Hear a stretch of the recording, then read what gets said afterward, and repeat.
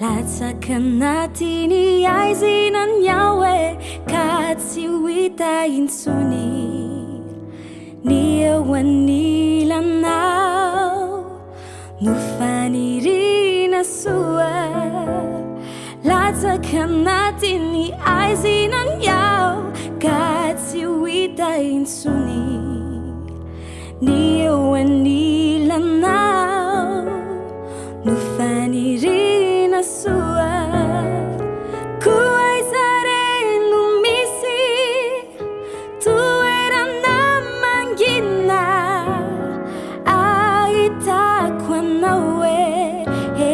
Jesosy kuaizare no misy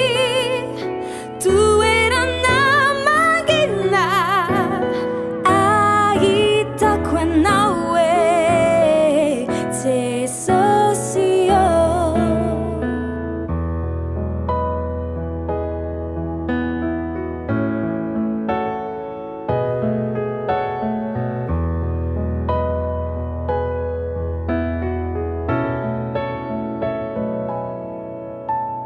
ity tany ity